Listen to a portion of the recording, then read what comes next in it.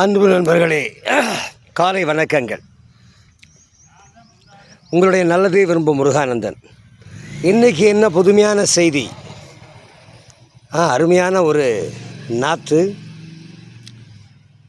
மருதாணி நாற்று. ஆஹா, நல்லா பாதுகாப்பாக வளர்த்துறீங்களே அப்படின்னு பாராட்டுறீங்களா? ரொம்ப பாராட்ட வேண்டாம்.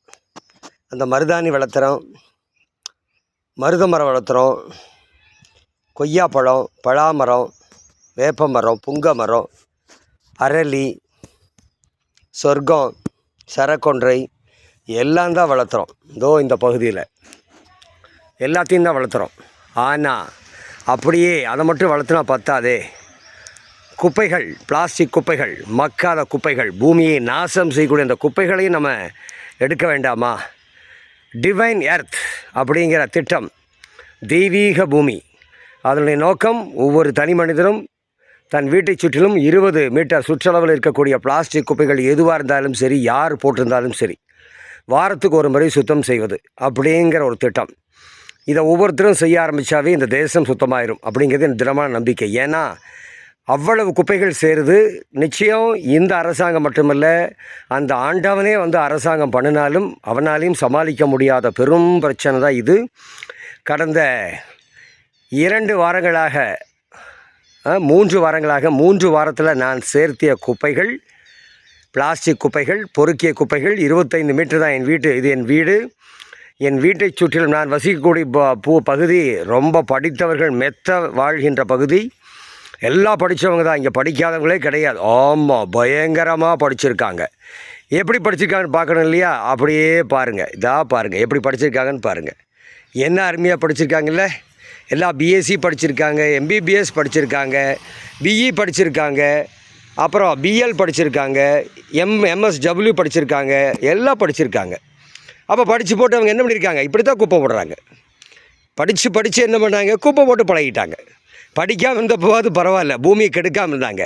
எல்லாம் படித்து ஜீன்ஸ் பேண்ட்டும் அருமையான சட்டையும் போட்டு அழகாக அற்புதமான ஃபாரின் காரு, அருமையான கார், ஏசி காரில் வந்துட்டு அழகாக அந்த கடையில் என்ன விற்கிறானோ எல்லாத்தையும் வாங்கி தின்னு போட்டு கொஞ்சம் கூட லஜ்ஜையே இல்லாமல், வெக்கமே இல்லாமல், கொஞ்சம் கூட வெக்கம் இல்லாமல் இவ்வளவு குப்பைகளை, எல்லா குப்பையிலும் இருக்குது. சாக்லேட் போடக்கூடிய குப்பை, குழந்தைகள் போடக்கூடிய குப்பை, குழந்தை குப்பைக்காரர்கள், அவங்க பேரண்ட்ஸ் போடக்கூடிய குப்பைகள், பெற்றோர் குப்பைக்காரர்கள், அப்புறம் ஆசிரியர் குப்பைக்காரர்கள், அப்புறம் மருத்துவ குப்பைக்காரர்கள், அப்புறம் இன்ஜினியர் குப்பைக்காரர்கள், எல்லா தரப்பு மக்களும் நீக்கமர செய்யக்கூடிய விஷயம் குப்பை போடுறது.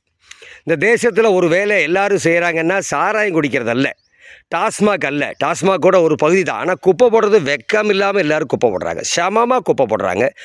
எந்த இடம்னு கூட பார்க்குறது இல்லை. அது ஆண்டவன் கோயிலாக இருந்தாலும் சரி, மூலையில் ஒன்றுக்கும் போகிறாங்க, குப்பையும் போடுறாங்க. இவர்களெல்லாம் கும்பிட்டு ஆண்டவன் இந்த பூமிக்கு வருவானா? வாய்ப்பு இருக்கா? இவர்களுக்கு ஏன் இத்தனை நோய்கள் வருது? ஏன் கேன்சரில் சாகிறாங்க? ஏன் வயிற்றில் பிரச்சனை சாகிறாங்க? ஏன் கிட்னி ஃபெயிலியர் ஆகுது? ஏன் ஆகுது? இவர்கள் தெரிஞ்சு போடுறாங்களோ தெரியாமல் போடுறாங்களோ, குப்பையை போடுறாங்க. குப்பையை போடுறதுங்கிறது தப்பு. அம்மாவுடைய வாயை திறந்து விஷத்தை ஊற்றுறதை விட, பெத்த குழந்தையுடைய வாயை திறந்து விஷத்தை ஊற்றுறதை விட, இந்த பூமியை கெடுக்கிறது பல தலைமுறைக்கும் விஷம் அப்படிங்கிற உணர்வே இல்லாத இவர்கள் நிச்சயமாக சபிக்கப்பட வேண்டிய மக்களே தான். அதில் எந்த சந்தேகமும் இல்லை.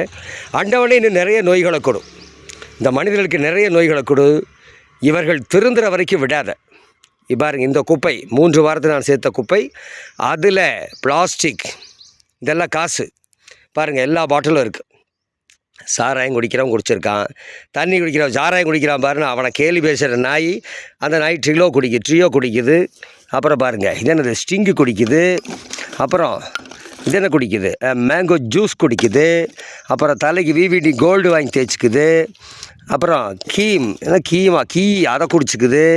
எல்லாம் ப்ளூ இன் அதை குடிச்சிக்குது. எல்லாம் குடிச்சு வெக்கமே இல்லாமல் குடிச்சிட்டு அப்படியே ரோட்டில் போட்டுட்டு, இந்த நாட்டில் இந்த அரசாங்கம் என்னையா பண்ணுது? குப்பையெல்லாம் கொண்டு வந்து கொட்டுறாங்க, ஒரே இடத்துல கொட்டுறானுங்க. கொஞ்சம் கூட அறிவே இல்லையான்னு அரசாங்கத்தை திட்டுறா அறிவில்லாத பயிர்கள். இதுதான் சார் இன்றைக்கி நாட்டோட நிலைமை. என்னுடைய வீடு நல்லா படித்தவர்கள் வாழ்கின்ற பகுதி. 25 மீட்டர் சுற்றளவில் நான் சேகரித்த இந்த குப்பைகள் நிச்சயமாக நான் படிக்காத பாமர ஜனங்கள் அந்த ரொம்ப பின்தங்கிய மக்கள் வசிக்கக்கூடிய பகுதிக்கு போனேன். நம்பவே மாட்டீங்க, ஏதோ அங்கொன்றும் இங்கொன்றும் தான் குப்பைகள். படித்த நம்ம போடுற குப்பை இமயமலையை தாண்டி போயிட மாட்டிருக்கு. மனிதர்களே, இதற்கு மேலே பூமியை கெடுத்தீங்கன்னா எல்லோரும் லட்சக்கணக்கான நோய்களால் பீடிக்கப்பட்டு நாசமாக போக கடவீர்கள். இது ஒன்றும் சாபம் இல்லை, இது நடக்கிற உண்மையை அருமையாக சொல்லியிருக்கேன். அதனால் இனியாவது திருந்துவீங்களா? திருந்தினீங்கன்னா உங்களுக்கு மட்டுமில்லை, உங்கள் சந்ததி நல்லா இருக்கும். திருந்தலைன்னா உங்கள் சந்ததி இப்படி தான் புத்தி சுவாதீனம் இல்லாமல் பிறக்கும், இருதயத்தில் ஓட்டையோட பிறக்கும், கேன்சரோட பிறக்கும், கைகால் வராமல் பிறக்கும். எல்லா விதத்துலேயும் பாதிக்கப்பட்ட குழந்தைகள் நீங்கள் கண் முன்னாடி பார்த்தும் நீங்கள் திருந்தலைன்னா I am so sorry my dear fellow friends and common public. உங்களை திருத்துவதற்கு அந்த பரமேஸ்வரனாலும் முடியாது. வாழ்க வளமுடன். நல்லதே விரும்பும் முருகானந்தன். திருந்த பாருங்கள். திருந்துவதற்கு கடைசி சந்தர்ப்பம் கிடச்சிருக்கு.